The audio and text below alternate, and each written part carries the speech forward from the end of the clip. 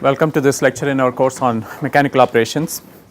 In the last lecture, we discussed some unique forces that apply in cohesion, and later on we looked at how this cohesive behavior can be tracked by monitoring a couple of parameters, mean size as a function of time and total number of particles as a function of time. Typically as cohesion happens, the mean size will keep increasing and the number of particles will keep decreasing, and both of these measurements can therefore be used as indicators of how extensive cohesion is. And later on we talked about summing up cohesive forces between adjacent or pairwise particles and how that provides the cohesive strength of the entire product, for example a tablet and so on, and how we can try and optimize again cohesion versus adhesion in such formulations.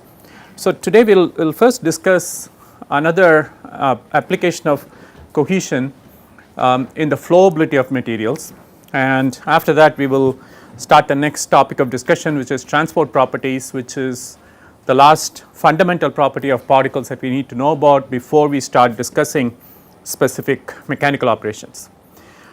Flowability of a slurry of particles clearly depends upon whether the particles act as discrete entities or whether they want to join together and form agglomerates. In the two extreme cases, the modeling of the flow can be very different. The case where agglomeration or cohesion is low and the particles behave as individuals is called the hot particle model, and the other extreme where the degree of cohesion is very high and particles have a tendency to agglomerate is called the soft particle model. There is something called a cohesivity index. The cohesivity index corresponding to the hot particle model is 1 and the cohesivity index corresponding to the soft particle model is 2. So what is the difference between these two models? In the hot particle model, there are a couple of things that that become apparent. First, slurries that have particles with low cohesion have a tendency to move fast. The rate of movement of the slurry is quite high, and the reason for that is that the density of packing of particles is low. So, the particles are not forming sensible aggregates and preventing free flow of the suspending fluid. So, you typically tend to have fairly large velocities of motion or flow rates, and in the other extreme of the soft model where the extent of cohesion is high, the suspension tends to move slowly and sluggishly, and the reason for that is that agglomeration results in a high localized density of particles. And these are, you can envision it like riverbed that flows with small pebbles versus a river which is flowing with large boulders. In the latter case, the flow is going to be inhibited. So that is one way to look at it. Now, another characteristic of the hot particle model is that the interactions between particles tend to be pairwise and instantaneous. In other words, two particles will hit each other and bounce off, or in very rare cases adhere. Whereas in the case of the soft particle model where cohesion is high, the interaction tends to be between multiple particles and it tends to be long lasting. So, when two particles or more particles come in contact with each other in a highly cohesive flow, they do not quickly move apart, they tend to stay together, and so this contact can involve dozens of particles and it can be sustained over long periods of time. So, what are the implications of this?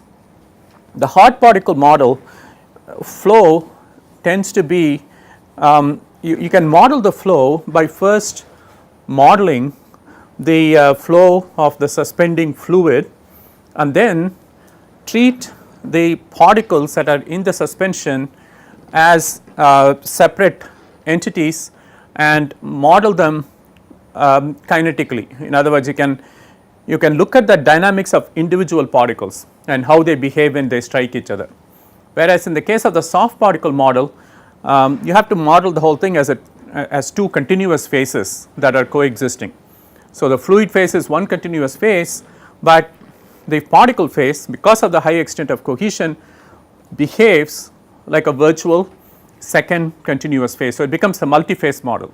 So, the hot particle model is a single phase model with the flow first being established and then the influence of the flow on individual particles being modeled. Whereas, in the latter case of the soft particle model, you have to look at it as a two phase flow and you have to model the flow of both phases simultaneously.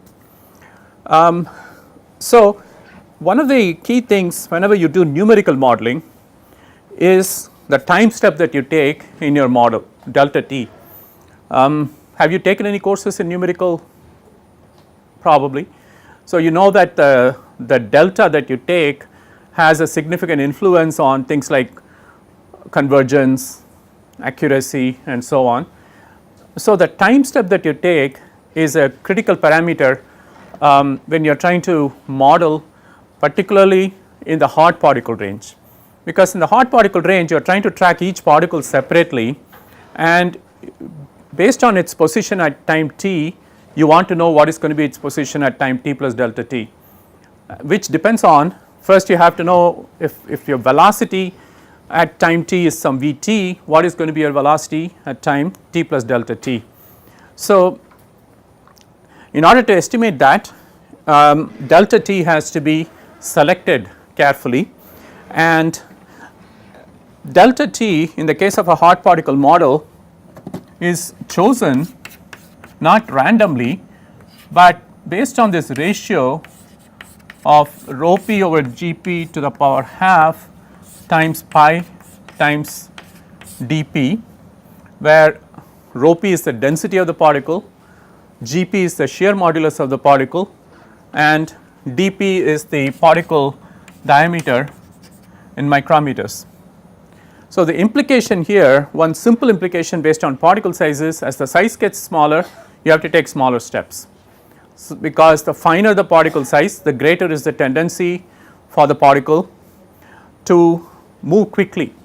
So, within a short time the particle can relocate very rapidly, and so you have to shorten the time step in order to track finer particles. And of course, other parameters of the particle like its density and shear modulus also play a role. In terms of evaluating the flowability,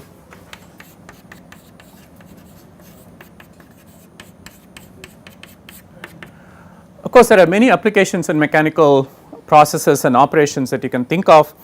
One classic case, of course, as we have discussed earlier, is discharge from a storage bin or a silo, where it is very important to know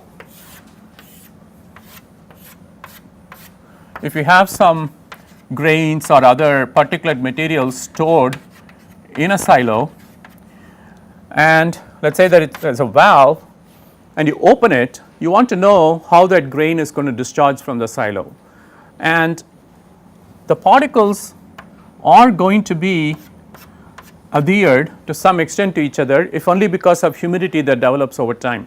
You are storing the material in a humidity controlled environment, which obviously you do not in a grains silo.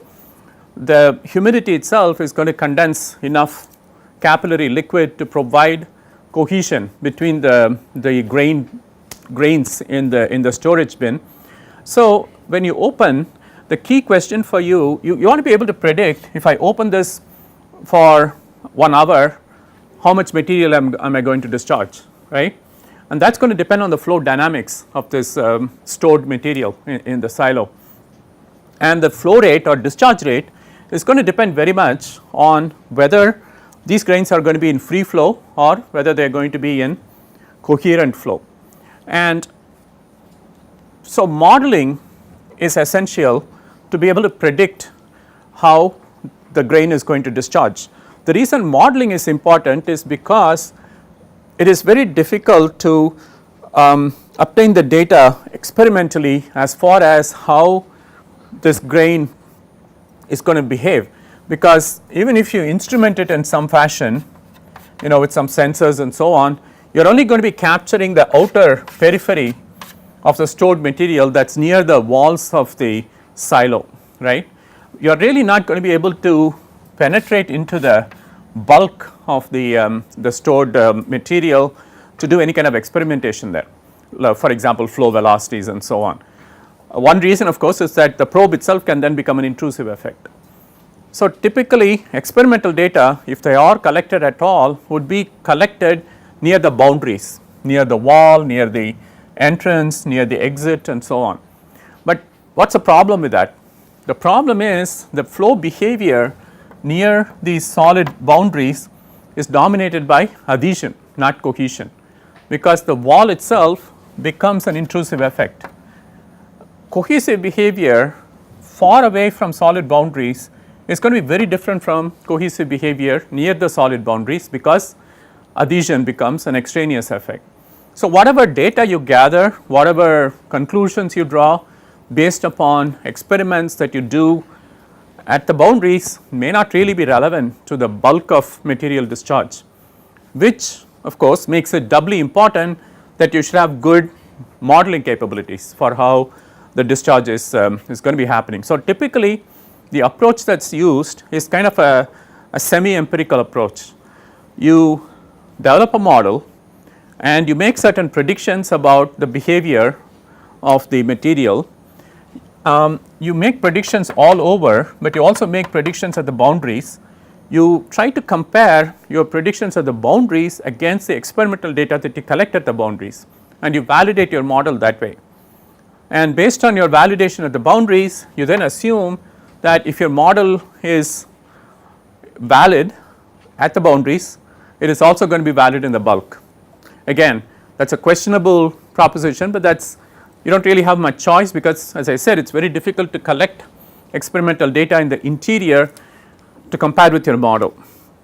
So this again points out the importance of, for flowability, you can either do experiments or you can do modeling, and CFD models are increasingly employed to look at various flow situations. This is one example of flowability where you are trying to flow material out of a storage container, but there are many other examples of flowing also. You have in cement industry, you are trying to flow slurry through a pipeline, or in power plants you are trying to flow gas over heat exchangers, but the gases themselves entrain particles. So that is also a case where you have particulate laden flow on top of surfaces. So in all these situations, the flowability is important to predict and control, and modeling really gives us the best way to do that, except in cases where the system itself is amenable to experimentation.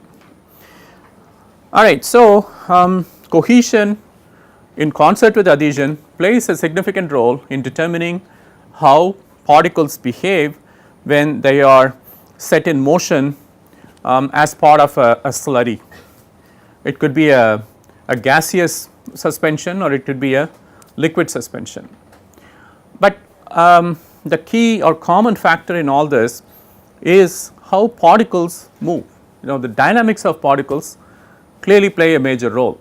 When you talk about flowability, even though the particles in general may be trying to follow the streamlines of the carrier fluid, whether it is a gas or a liquid, they also have individual tendencies to deviate from the streamlines and move in different directions. This tendency for particles to deviate from the streamlines of the carrier fluid and move in their own trajectories is very high in both extremes. Very fine particles have a tendency to deviate from streamlines because of diffusion. Very large particles have a tendency to deviate from streamlines because of inertia. It is only the particles in an intermediate size range that want to follow streamlines of flow of whichever fluid they are suspended in. So, it is very important for us to understand how particles behave in terms of their transport characteristics, certainly in the two extremes, the very fine particle sizes and the very large particle sizes, but it is also important for us to understand how they behave in the intermediate size range. Even though their motion may be dominated by convection, there are certain mechanisms that come into play which dictate how these particles behave when they come in contact with solid surfaces. And any of these mechanical operations that we are going to be talking about, they all typically involve particles that will eventually come in contact with solid surfaces, and we need to be able to characterize how particles behave when they are exposed to these solid surfaces that are immersed in the flow. So, the next topic that we will take up is transport of particles.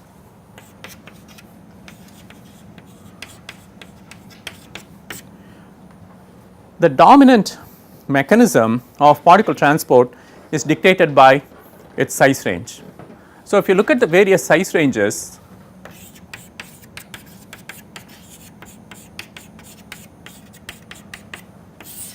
and look at what is the dominant mode of transport,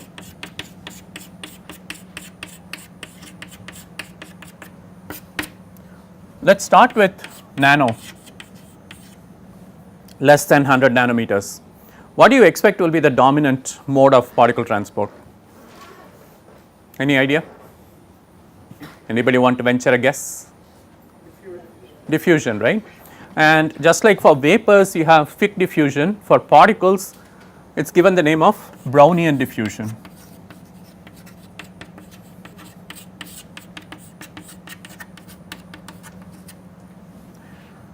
Let us say you now move up to the submicron range, that is from 100 nanometers to 1000 nanometers.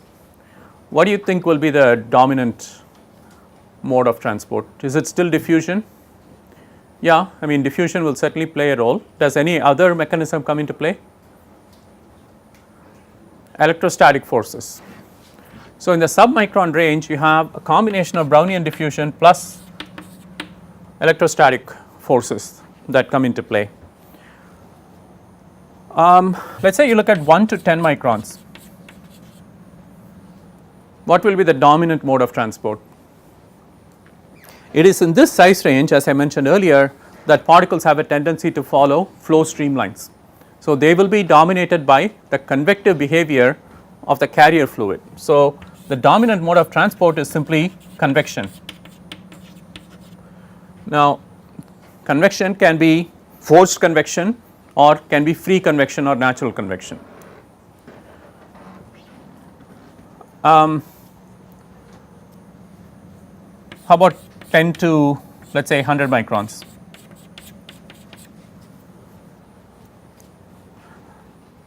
Does inertia start to play a role? Yeah, but there are a couple of other mechanisms that we have briefly touched upon earlier, interception, impingement. So, interception plus inertia become the dominant modes of transport in this size range, and once you go above 100 microns, it is clearly dominated by inertial effects. So, very approximately this is how various transport phenomena become dominant at various size ranges. Of course, there is a lot of overlap. The way I have put this here is very simplistic, and there can also be other forces that can apply through many of these sizes. One example is phoretic forces.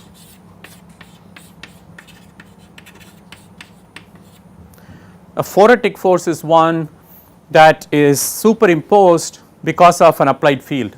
For example, if you have a temperature gradient in your system, thermophoresis becomes a contributing effect, or if you have an electrical gradient, electrophoresis, if you have a magnetic gradient, magnetophoresis, and in fact there is even something called diffusiophoresis, which we will talk about later. So, these these phoretic mechanisms are superimposed forces because they are related to an external field that is applied on top of the flow field. Gravity, for example, is another phoretic field which can become effective even in the smaller sizes if we are not talking about natural gravity. There can be an effective gravity which can be orders of magnitude greater than the gravitational field. For example, in a centrifugal field you can apply many G's, right. So, gravity is another well, actually the correct word for gravity is body force.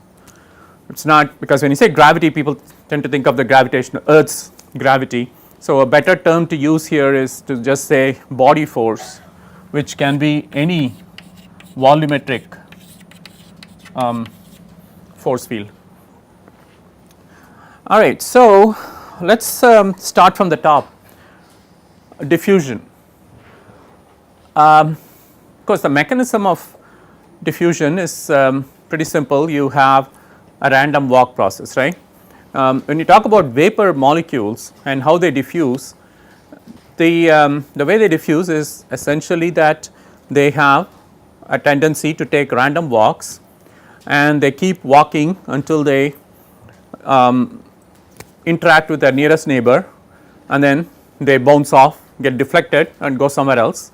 So, due to the random walking of these molecules, they will eventually have a net displacement, and that is called diffusive motion.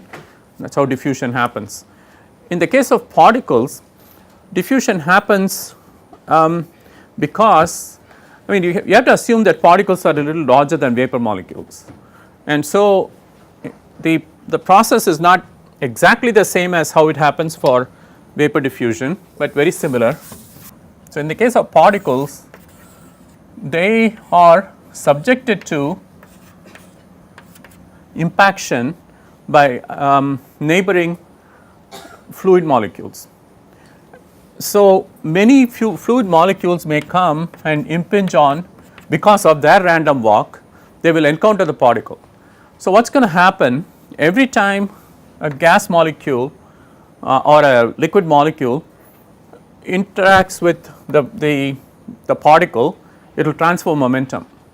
So, every one of these collisions results in transfer of momentum. So, what is going to happen over time? You are going to develop an imbalance in the momentum transfer. So, if there is more momentum transferred in one effective direction compared to other directions, the particle will have a tendency to move in that direction. So, primarily particle diffusion is affected by both its collision with neighboring fluid molecules as well as by collision with other particles. But the effect is still the same, because these collisions are happening in random directions. There is the motion of the particle is also a random walk type of phenomenon. There is an expression that relates how far a particle will move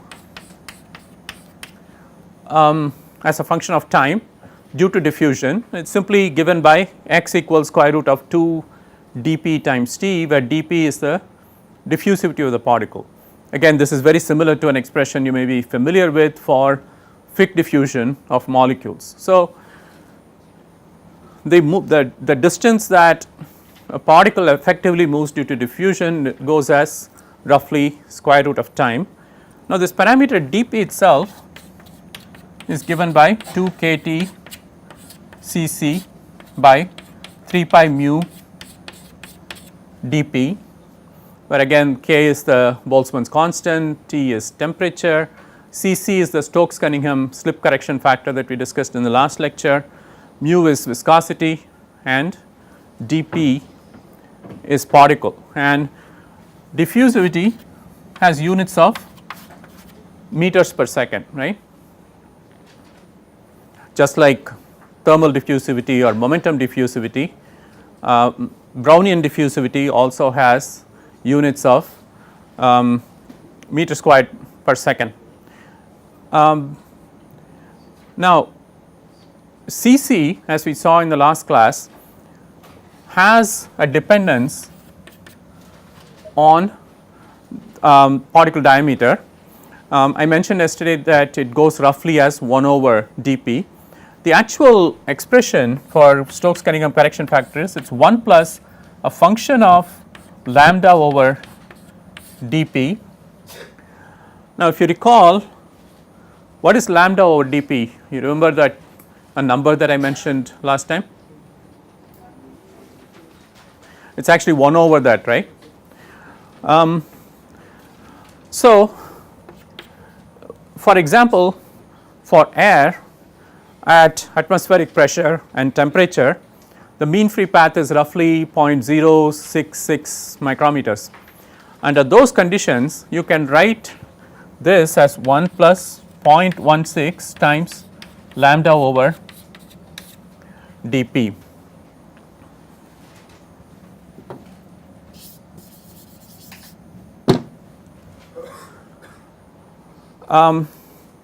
So, in the case of, let us say that lambda is 0.066 microns, which is the mean free path for air at standard temperature and pressure. Let us say that dp is of the order of 0.001 microns or 1 nanometer, then this ratio is going to become how much? 66, right. So, for dp of 0.001, Cc will become 1 plus 0.16 times 66.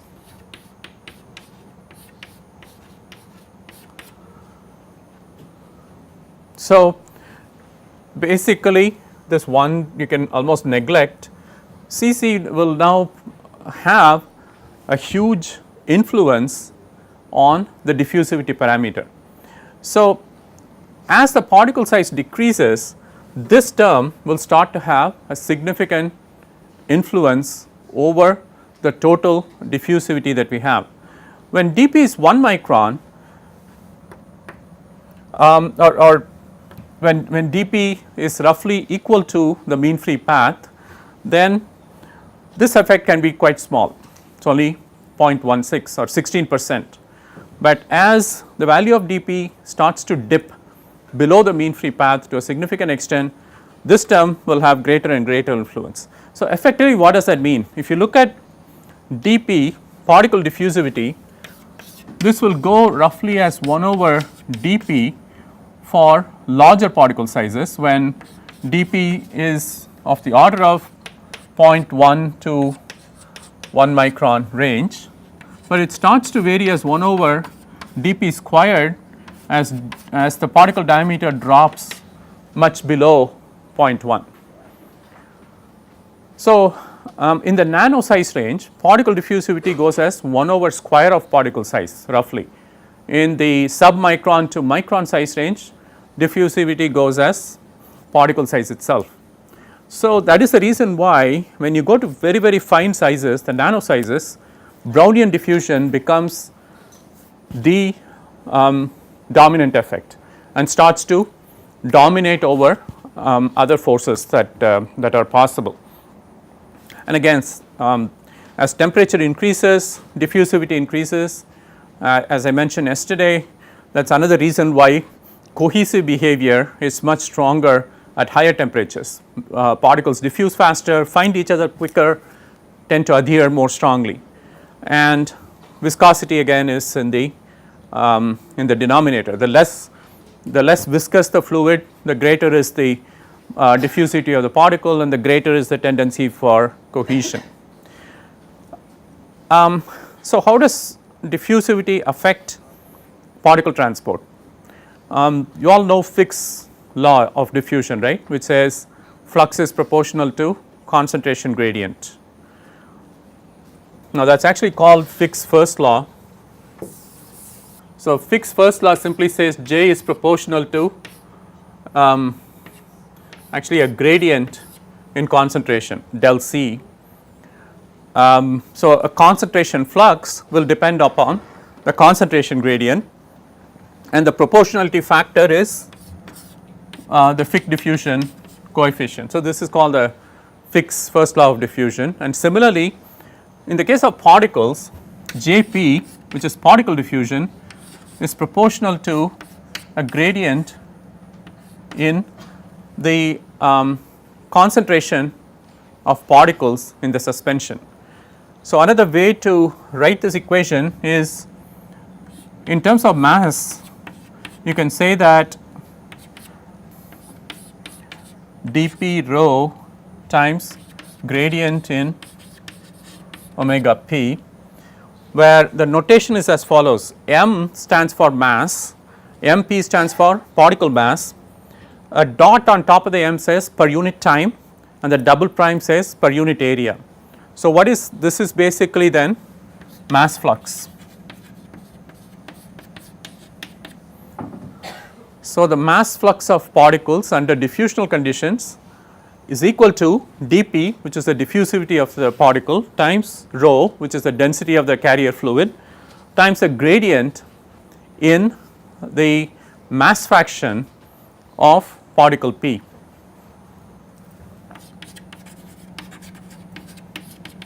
Of course, you can rewrite this in terms of molar flux and the molar mole fraction gradient, but normally in terms of in case of particle transport, we prefer to work in masses rather than moles, unlike again in the case of vapor diffusion, where we typically work in terms of molar fluxes.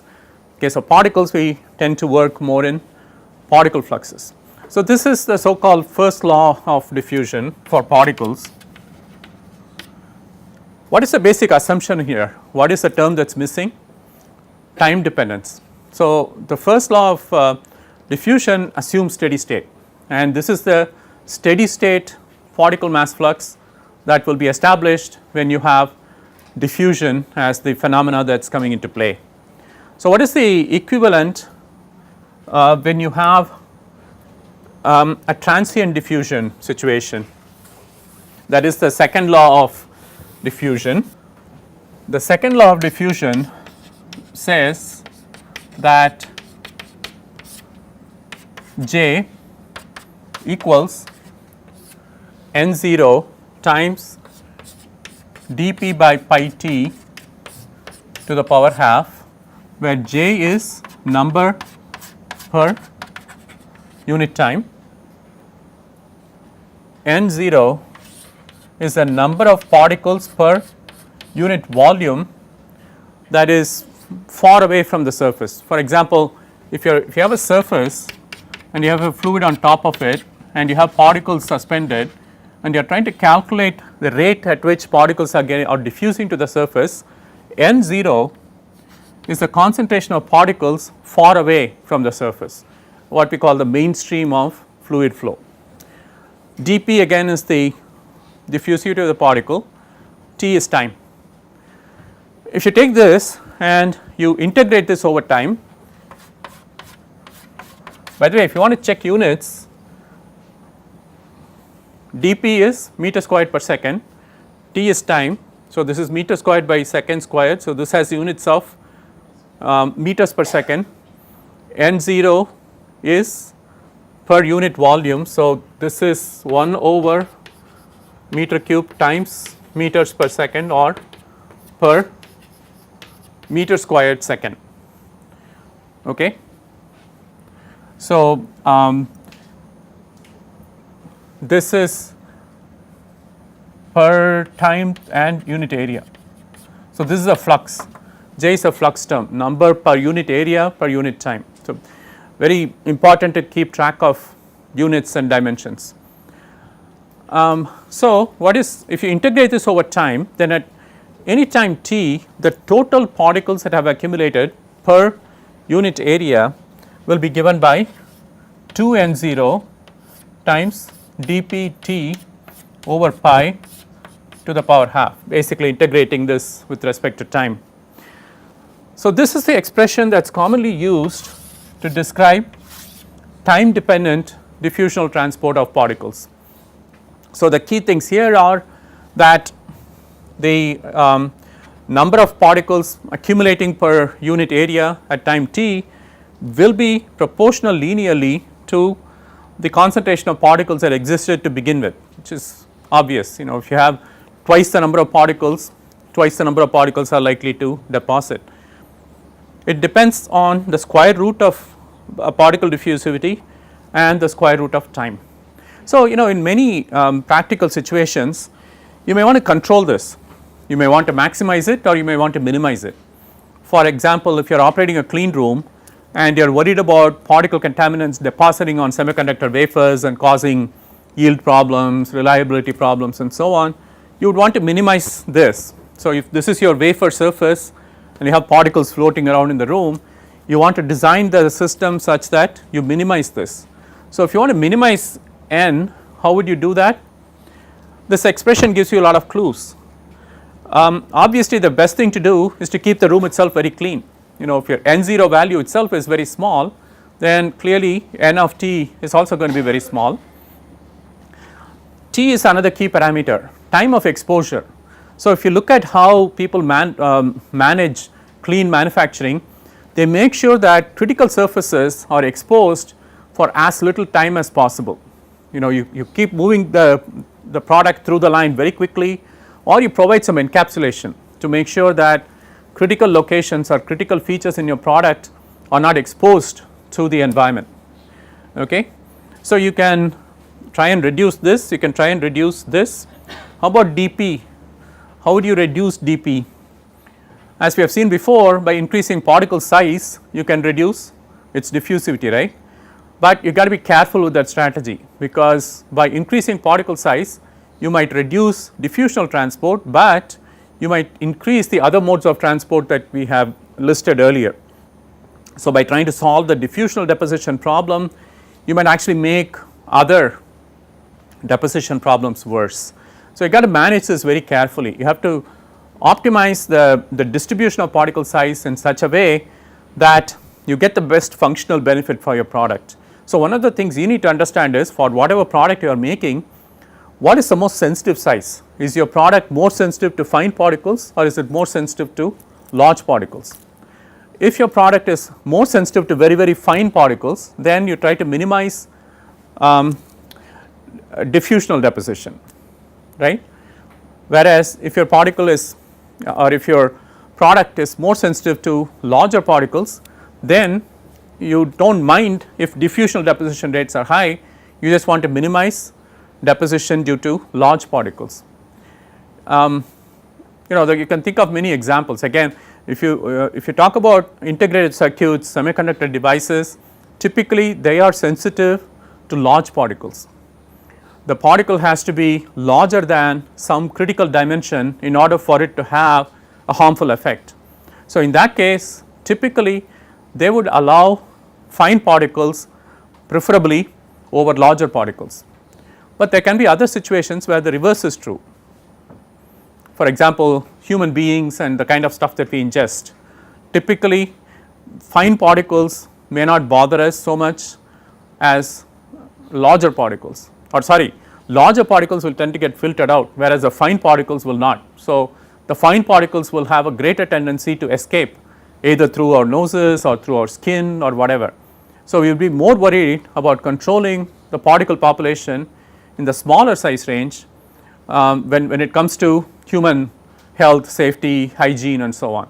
So, the product requirements or the process requirements may impose different sensitivities in terms of particle size, and based on that you try to minimize the particle transport to the critical surfaces. So, this expression, or actually this expression is only representing diffusional mass flux. If you want to look at the total mass flux of particles in your system, then you also have to add other terms to this equation. You have to add a convective term, you have to add an inertial term, you have to add a phoretic term, and you have to look at the total mass flux of particles as the net effect of these various transport phenomena that can happen. So, the other transport phenomenon that becomes important in this size range is of course electrostatic forces. Now electrostatic forces, again we have seen the expression before, there is a Coulombic force that says it is q1 q2 over 4 pi epsilon 0 epsilon r s squared. Key thing to realize is that this q1 and q2, even when you haven't intentionally charged the particles, every particle on earth has a charge associated with it because of interactions with the electromagnetic field that surrounds earth. So q1 can be written as some n1 times E and q2 can be written as some n2 times E, where n1 and n2 are the charges that are present on the particles. And in fact there is a relationship between number of charges on a particle and its size, and it goes approximately as n equals 2.37 times square root of dp, where dp is in microns. So what that means is that the charge buildup on a particle scales approximately as the square root of particle size. So this again is the reason why when you go to very fine particles in the nano dimension, electrostatic forces are not important because the charges on the particle are very small. As you go to larger sizes, clearly electrostatic forces will start to become important. In fact, if you plot this n versus dp, this expression will basically say that you should have some behavior like that. But in reality, if you actually measure charges on particles, this tends to fall off much more rapidly. So this is your experimental data, this is theory. So when you go to the nano dimensions, there is virtually no naturally occurring charge on the particle, which just happens because of a Boltzmann distribution of charges. So as you go to the nano dimensions, electrostatic forces are essentially eliminated and the transport is dominated by diffusional forces. Okay, so let us stop at this point. In the next class we will start talking about transport phenomena that come into play at larger sizes. Any questions? Okay, see you in the next class.